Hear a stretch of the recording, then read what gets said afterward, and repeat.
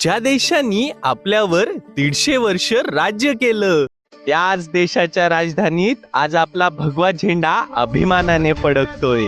आणि माझ्यासारखे कितीतरी विठ्ठल भक्त आम्ही निघालो श्री विठोबा आणि रुक्मिणी मातेच्या पावन पादुका ज्या लंडन मध्ये पंढरपूर वरून आल्या त्यांच्या दर्शनासाठी. आणि मग तो क्षण आला ज्याची वाट माझ्या मनाने, माझ्या श्रद्धेने आणि माझ्या अस्तित्वाने खूप दिवसापासून पाहिली होती. माझ्या माऊलींच्या पावन पादुका पहिल्यांदा त्या डोळ्यांनी पाहिल्या आणि डोळे आपोआप भरून आले. त्याच वेळी ढोल वाजले, ताशे घुमले, भगव्या झेंड्यांनी आकाश व्यापलं.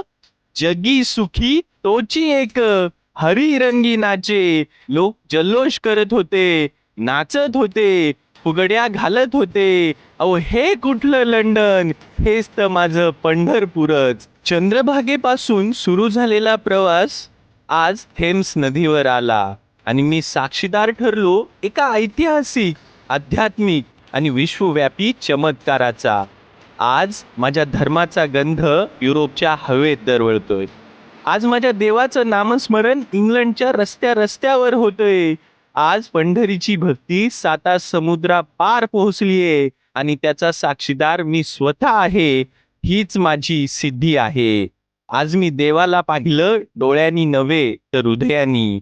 आज मी धर्माला स्पर्श केला ग्रंथांनी नव्हे तर अनुभवानी. लंडनच्या रस्त्यावर झालेल्या गर्दीने दाखवले की आपला महाराष्ट्र हा फक्त चौघांचा आहे. देहूचे तुकोबा, आळंदीचे ज्ञानोबा, स्वराज्याचे शिवबा आणि पंढरपूरचे विठोबा. आणि शेवटी पांडुरंगाला एकच प्रार्थना करतो, ज्ञानानी, मानाने आणि मनाने आम्हाला एवढं मोठं कर की भाग्यवान या शब्दाचा अर्थ आमच्याकडे पाहून समजू दे.